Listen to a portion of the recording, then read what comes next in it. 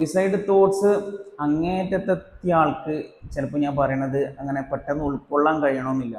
കാരണം ശരിക്കും suicide thoughts അങ്ങേയറ്റത്തെത്തിയ ആളുകൾ ഒരുപാട് സ്റ്റേജസുകൾ കഴിഞ്ഞിട്ടായിരിക്കും എത്തിയിട്ടുണ്ടാവുക. നമ്മുടെ ജീവിതത്തിൽ വരുന്ന ടെൻഷൻസുകൾ എങ്ങനെയാണ് നമ്മൾ അതിനെ അപ്രോച്ച് ചെയ്യേണ്ടത് എന്നുള്ള കാര്യമാണ് ഞാൻ സംസാരിക്കാൻ പോകുന്നത്.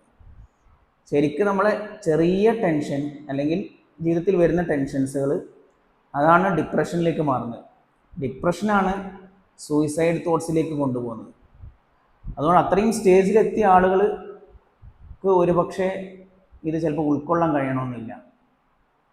ഞാൻ പറയുന്നത് നമ്മളെ ജീവിതത്തിൽ നമ്മൾ ശരിക്ക് ജീവിതത്തെ പല ആളുകളും ഭയങ്കര ഫുൾ ഓഫ് ഹാപ്പിനെസ്, അതായത് എപ്പോഴും ഹാപ്പിനെസ്, വേറെ വിഷമങ്ങളും കാര്യങ്ങളൊന്നും ഉണ്ടാവാൻ പാടില്ല, ഇങ്ങനെ നിർവചിച്ച് വെച്ച ആളുകളുണ്ട്. പക്ഷെ ഞാൻ നിങ്ങളോട് ചോദിക്കുകയാണ്, നമ്മളെ ഭൗതിക ലോകത്ത് തന്നെ, ഞാനിപ്പോൾ സംസാരിക്കാൻ പോകുന്നത് ഇസ്ലാമിക കാര്യങ്ങളും ഹദീസും ഖുർആനൊക്കെ ആയിരിക്കുമല്ലോ, പക്ഷെ ഭൗതിക ശാസ്ത്രജ്ഞർ അല്ലെങ്കിൽ ഭൗതിക ഫിലോസഫേഴ്സ് ആരെങ്കിലും ജീവിതത്തെ ഫുൾ ഓഫ് ഹാപ്പിനെസ് എന്ന നിലയ്ക്ക് ആരെങ്കിലും ഡെഫിനിഷൻ കൊടുത്തിട്ടുണ്ടോ? എപ്പോഴും ഹാപ്പി, എപ്പോഴും സന്തോഷം, സങ്കടപ്പെടുക എന്ന് പറയുന്നത് എന്തോ ഒരു തെറ്റാണ്, ഇങ്ങനെ ആരും നിർവചിച്ചിട്ടില്ല എന്നുള്ളതാണ്. അങ്ങനെ ലൈഫിനെ ഡിഫൈൻ ചെയ്ത ആളുകളൊക്കെ ഇങ്ങനെ പറഞ്ഞത് ലൈക്ക് എ ടൈഡ്, ജീവിതം എന്ന് പറഞ്ഞാൽ തിരമാല പോലെയാണ് എന്നാണ്. ചിലപ്പം ഇറക്കുണ്ടാവും, ചിലപ്പോൾ കയറ്റുണ്ടാവും, പിന്നെ സാഡും സന്തോഷമൊക്കെ മിക്സഡ് ആയതാണ് ലൈഫ് എന്നൊക്കെയാണ് നമ്മൾ വായിക്കുന്ന ഫിലോസഫേഴ്സ് തന്നെ നിർവചിച്ചിട്ടുള്ളത് എന്നാണ് എൻ്റെ അറിവ്. ഇവിടെ ഞാൻ പറയാൻ പോകുന്നത് നമ്മളെ ആ ചിന്ത കറക്റ്റ് ആവണം. ഇപ്പം നമുക്ക് തന്നെ അതായത് സന്തോഷവും സങ്കടവും മിക്സഡാണ് നമ്മുടെ ജീവിതം എന്ന് നമ്മൾ മനസ്സിലാക്കിയാൽ തന്നെ നമുക്ക് സന്തോഷിക്കാനുള്ള വകകളെ അതിലുള്ളൂ. നമുക്കങ്ങനെ സൂയിസൈഡ് തോട്ട്സോ ഡിപ്രഷനും ഉണ്ടാവേണ്ടതില്ല. ഇനി ഖുർആൻ പറയുന്നത്, അള്ളാഹു സുബ്ഹാനഹു വ തആല പറയുന്ന കാര്യം ഇതാണ്: ഓരോ മനുഷ്യൻ്റെയും ജീവിതം ഒരു ടെസ്റ്റാണ്. നമ്മളിവിടെ പരീക്ഷിക്കപ്പെടാൻ അള്ളാഹുവിൻ്റെ പരീക്ഷണ വസ്തുക്കളാണ് നമ്മൾ. അള്ളാഹു നമ്മളെ ഖൈറ് കൊണ്ടും ഷെറ് കൊണ്ടും പരീക്ഷിക്കുന്ന, അതായത് നമുക്ക് ചിലപ്പോൾ നല്ല സമൃദ്ധി തരും, അതൊരു പരീക്ഷണമാണ്. ചിലപ്പം ഭയങ്കര പ്രയാസം കാര്യങ്ങൾ തരും, അതും ഒരു പരീക്ഷണമാണ്. അപ്പോൾ ഈ പരീക്ഷണം എന്താണെന്നുള്ളത് നബി തങ്ങൾ സല്ലല്ലാഹു അലൈഹി വസല്ലം വിശദീകരിക്കുന്നത് എങ്ങനെയാണ്: ഒരാൾക്ക് പ്രയാസമാണ് വരുന്നതെങ്കിൽ അയാൾ അള്ളാഹുവിന് വേണ്ടി അതിൽ ക്ഷമിക്കും. അങ്ങനെയാണെങ്കിൽ ആ ഒരു പ്രയാസം അയാൾക്ക് ഗുണമായിരിക്കും. ഒന്നുകിൽ ദുനിയാവിൽ തന്നെ അത് ഗുണമായിട്ട് വരും, അല്ലെങ്കിൽ പരലോകത്ത് അയാൾക്കത് ഗുണമായിരിക്കുന്നതാണ്. ഇനിയിപ്പം ഒരാൾക്ക് സന്തോഷമാണ് വരുന്നതെങ്കിൽ അയാൾ അതിൽ ശുക്ർ ചെയ്യണം. പഠിച്ചവനെ, നിനക്ക് ഇത്രയൊക്കെ സന്തോഷങ്ങൾ തന്നല്ലോ, ഇത്രയൊക്കെ അനുഗ്രഹങ്ങൾ തന്നല്ലോ, പഠിച്ചവനെ നിനക്ക് സ്തുതി. പഠിച്ച തമ്പുരാൻ പറഞ്ഞ കാര്യങ്ങളൊക്കെ അദ്ദേഹം ചെയ്യുന്നു, 5 വഖത്ത് കൃത്യമായി നിസ്കരിക്കുന്നു, അള്ളാഹുവിൻ്റെ കൽപ്പനകൾക്ക് അനുസരിക്കുന്നു. ഇങ്ങനെയാണെങ്കിൽ അയാൾ അള്ളാഹുവിനോട് നന്ദി ചെയ്യുന്നു, അയാൾക്ക് അതിലും പ്രതിഫലമുണ്ട്. ഒരാൾക്ക് അനുഗ്രഹം കിട്ടി നന്ദി ചെയ്യാത്ത ആളും പ്രയാസം വന്ന് ക്ഷമിക്കാത്ത ആളും ഒരേപോലെയാണ്. അവർ ജീവിതം എന്ന പരീക്ഷണത്തിൽ വിജയിച്ചിട്ടില്ല എന്നർത്ഥം. ഇനിയിപ്പം ജീവിതത്തിൽ ഒരുപാട് ബുദ്ധിമുട്ടുകളും കാര്യങ്ങളൊക്കെ വന്ന്, ചിലർക്ക് രോഗങ്ങളായിരിക്കും, ചിലർക്ക് കുടുംബ പ്രശ്നമായിരിക്കും, ചിലർക്ക് സാമ്പത്തിക പ്രശ്നമായിരിക്കും. ഈ പ്രശ്നങ്ങളൊക്കെ തരണം ചെയ്ത് അയാൾ ആരിൽ പെടുന്നു വെച്ചാൽ അഹ്ലുസ്സുബ്റിൽ പെടും. അതായത് ക്ഷമയുടെ അഹ്ലുകാർ. പടച്ച തമ്പുരാന് വേണ്ടി ക്ഷമിച്ചു അയാൾ ജീവിതത്തിൽ എല്ലാ പ്രയാസങ്ങളും അയാൾ അള്ളാഹുവിന് വേണ്ടി ക്ഷമിച്ച് പടച്ച തമ്പുരാൻ തന്നതല്ലേ എന്ന് അയാൾ ആക്സെപ്റ്റ് ചെയ്ത് പരിപൂർണമായും സംതൃപ്തിയോടുകൂടി അയാൾ ജീവിച്ചാൽ അയാൾ അഹ്ലുസ്സുബ്റിൽ പെടും. അഹ്ലുസ്സുബ്റുകാർ നാളെ പരലോകത്തെത്തുമ്പോൾ അവരെ മാലാഖമാർ സ്വീകരിക്കുന്നതിനെ സംബന്ധിച്ചും അവർക്ക് സ്വർഗത്തിൽ കിട്ടുന്ന സ്ഥാനമാനങ്ങളെക്കുറിച്ചും വിശദീകരിക്കപ്പെട്ടിട്ടുണ്ട്. മാലാഖമാർ അവരെ മറ്റാരെക്കാളും സന്തോഷത്തോടുകൂടിയും ആഹ്ലാദത്തോടു കൂടിയായിരിക്കും അവരെ സ്വീകരിക്കുക എന്നാണ്. സ്വർഗത്തിൽ അവരെത്തിക്കഴിഞ്ഞാലോ അവർക്ക് കിട്ടുന്നത് ഉന്നതമായ വലിയ ദറജകളാണെന്നാണ്. അപ്പം ആ ദറജ കാണുമ്പം അവർ ആഗ്രഹിച്ചു പോകും പോലും, പഠിച്ചവനെ എനിക്ക് ദുനിയാവിൽ തന്ന ആ പ്രയാസം കുറച്ചും കൂടി അധികം തന്നിരുന്നെങ്കിൽ എനിക്ക് കുറച്ചും കൂടി ഉയർന്ന ദർജയിൽ എത്താമായിരുന്നല്ലോ. ഇപ്പോൾ ഫോർ എക്സാമ്പിൾ, ഭർത്താവിൻ്റെ പീഡനം അനുഭവിക്കുന്ന ഭാര്യ, ചിലപ്പം എല്ലാവർക്കും ഉൾക്കൊള്ളാൻ പറ്റണമെന്നില്ല കേട്ടോ. ഭർത്താവിൻ്റെ പീഡനം അനുഭവിക്കുന്ന ഭാര്യ വേറൊന്നും ചെയ്യാനില്ല, അവൾ അതിൽ ക്ഷമിക്കുകയാണ്. ഈ ക്ഷമിക്കുന്ന ആൾ സ്വർഗത്തിൽ എത്തിക്കഴിഞ്ഞാൽ അവർക്ക് കിട്ടാൻ പോകുന്ന വലിയ ദർജയാണ്. അപ്പം ആ ദർജ കാണുമ്പം കുറച്ചോനെ ആ ഭർത്താവ് കുറച്ചും കൂടി എന്നെ ഒന്ന് ദ്രോഹിച്ചിരുന്നെങ്കിൽ എനിക്ക് ഉന്നതമായ ഇതിലും വലിയ ദർജ എനിക്ക് കിട്ടുമായിരുന്നല്ലോ എന്ന് ആ വ്യക്തി ചിന്തിക്കുമെന്നാണ്.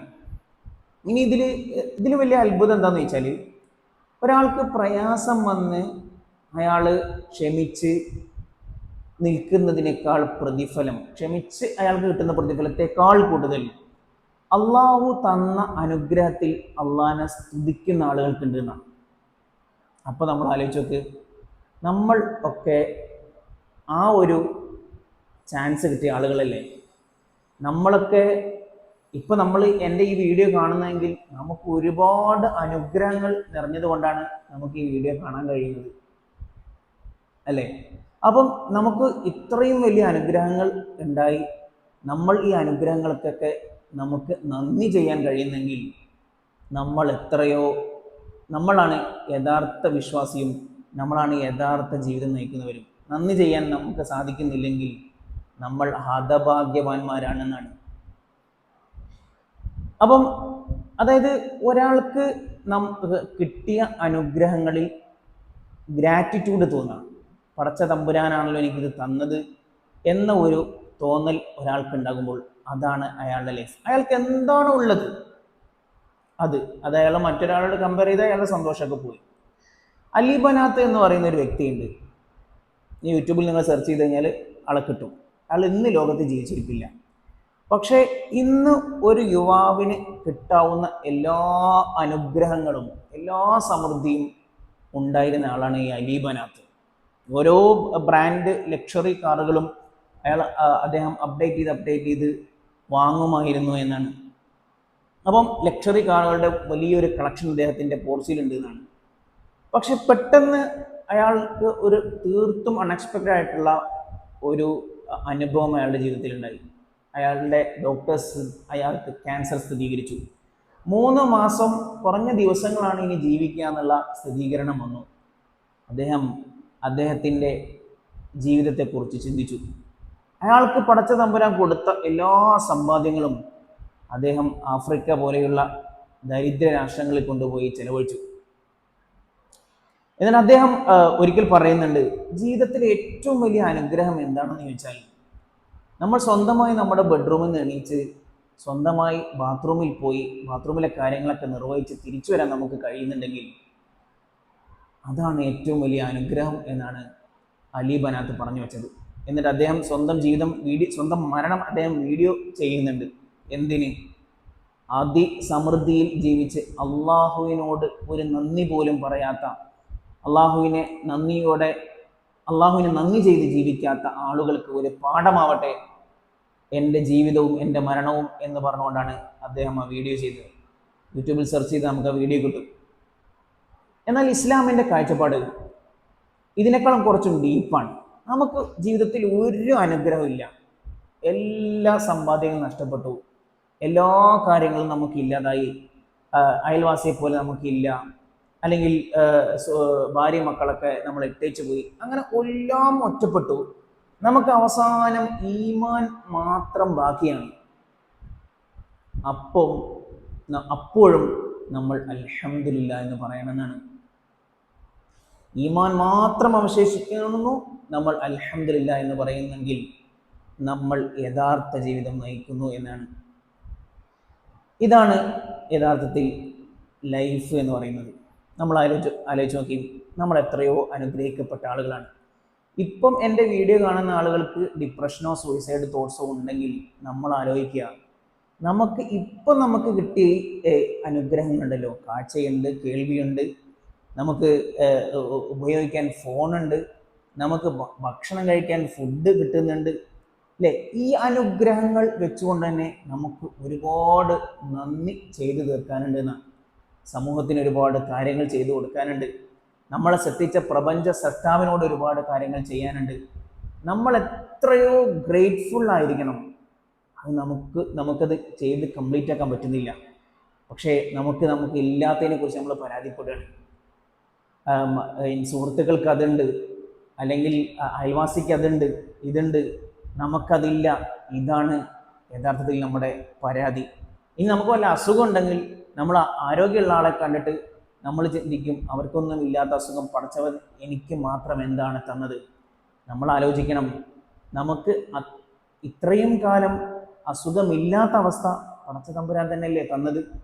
ഒരുപക്ഷെ നമുക്ക് ആ തന്ന അനുഗ്രഹത്തെക്കുറിച്ച് ഓർക്കാൻ അള്ളാഹു ഒരുപക്ഷെ ഒരു കാരണമുണ്ടാക്കിയതായിരിക്കാം.